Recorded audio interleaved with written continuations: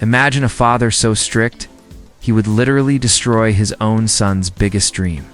But what that father didn't know was that his son was hiding a secret talent so huge, it would one day force the entire world to stop and watch. This is a story of love, hate, and the most shocking payback. If you love stories where the underdog fights back, hit that subscribe button for more from Payback Stories. In a quiet Chicago neighborhood lived 10-year-old Leo. His life had a single burning focus: soccer. While other kids played video games, Leo was at the park, his worn-out ball at his feet. He wasn't just good, he was magical.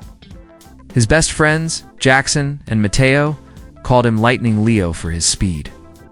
His dream was to see his name on a real jersey. But Leo's father, Silas, was a storm cloud always hanging over that dream. Silas had immigrated from Eastern Europe, working brutal construction jobs to give his family a stable life. He believed safety was found in books, not on fields. Soccer is for fun, not for life, he'd boom.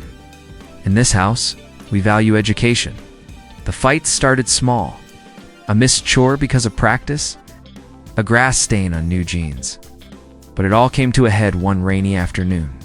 Silas found Leo's hidden journal, filled with drawings of soccer plays, not math equations. He marched down to the park, saw Leo laughing as he scored a goal. Something in him snapped. In front of Leo's entire team and his horrified coach, Mr. Davies, Silas grabbed the ball. He pulled out his utility knife, the one he used for work, and stabbed it. The sound of the air rushing out was deafening. Leo's tears mixed with the rain.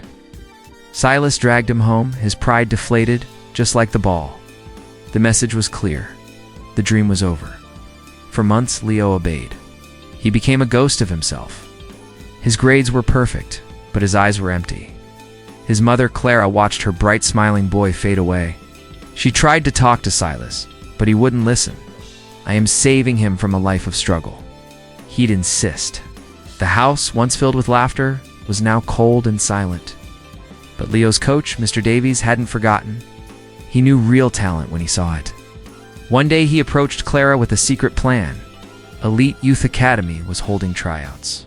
It was a golden ticket, a direct path to a scholarship, and a real future in soccer. But it was in another state. They had to get Leo there behind Silas's back. The plan was risky. Silas thought Leo was going on a school-sponsored academic retreat. Clara used her savings to pay for the bus ticket. Her hands shook as she packed his bag. She was betraying her husband to save her son. The guilt was immense, but the hope in Leo's eyes made it worth it. The tryout was a whirlwind. Leo was surrounded by the best young players he'd ever seen. For a moment, he was intimidated. But then he remembered the feel of the grass, the smell of the air, and he played from his heart. He was brilliant.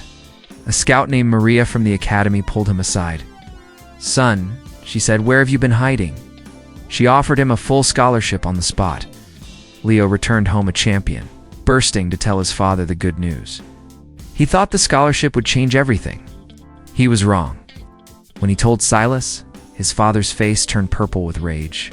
"You lied to me. You went behind my back." He saw the achievement not as success, but as betrayal. He tore up the scholarship letter. "You will not go. This is final." Leo's world collapsed a second time. That night, a new, dangerous thought entered Leo's mind.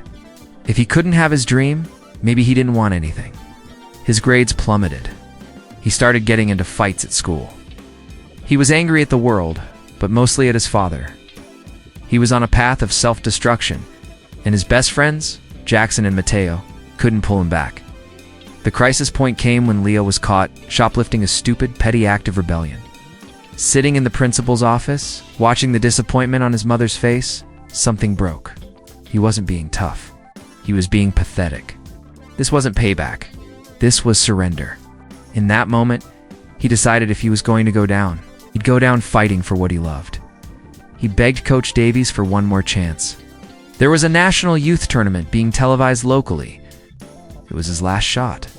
The coach pulled some strings and got him on a rival city's team that needed a last-minute player. The rule was, you had to have a parent's permission to play. Clara, with a determined fire in her eyes she hadn't had in years, forged Silas's signature. The day of the tournament was overcast and tense. Leo was a bundle of nerves. What if his father found out? What if he wasn't good enough? But when he stepped on the field, it all melted away. This was his language. This was where he belonged. The games were tough. Leo's team fought their way to the semi-finals. And during the toughest match, as Leo dribbled past two defenders, he looked into the stands. His blood ran cold. There he was, Silas. He had seen a flyer for the tournament at the local store and decided to see a game. Having no idea his son would be there, their eyes locked. The fury on Silas's face was terrifying. Leo played the rest of the game in a daze, terrified of going home. But his muscle memory took over. He scored the winning goal, sending his team to the championship. His teammates hoisted him up, but he was numb. He saw his father storm out of the bleachers. He knew the confrontation waiting for him would be the worst one yet. But the twist no one saw coming was happening outside the field. Scout Maria, from the academy, had been watching the tournament. She saw the entire thing, Leo's incredible skill, and then the frightening interaction with the angry man in the stands. She approached Silas as he was leaving. "Sir," she said calmly, "are you Leo's father? We need to talk." Instead of yelling, Maria showed Silas something on her tablet. It was a video of Leo's tryout. She showed him the scholarship paperwork he'd torn up. And then she said the words that changed everything. "Mr. Silas, your son isn't just good. He is a once-in-a-generation talent. You are not protecting him from struggle. You are holding back a future world champion. You are the only thing standing in his way." Silas stood there, watching the video of his son, so focused, so powerful, so alive. He saw the looks on the other coaches' faces. He saw the proof of the scholarship. For the first time, he saw his son not as a disobedient child, but as a real person with a real gift. The wall of anger around his heart finally began to crack. The championship game was the next day. Leo's team was losing 2-0 with only 10 minutes left. Leo was playing hard, but his heart was heavy. He kept looking at the stands, hoping for a sign, seeing nothing. Then a movement caught his eye. A man was walking down the bleachers, closer to the field. It was his father. Silas stopped at the fence and simply nodded at his son. It was a small gesture, but for Leo, it was everything. That nod was like a superpower. Leo became a force of nature. He scored one incredible goal. Then, in the final seconds, he got the ball again. He weaved through the entire opposing team. With one last powerful kick, he sent the ball soaring into the net. The whistle blew. They had one. The crowd went wild. As his teammates celebrated, Leo stood alone, catching his breath. He turned, and there was his father, walking onto the field. Silas's eyes were red. He didn't say a word. He just opened his arms. Leo ran into them, and Silas held him tighter than he ever had before.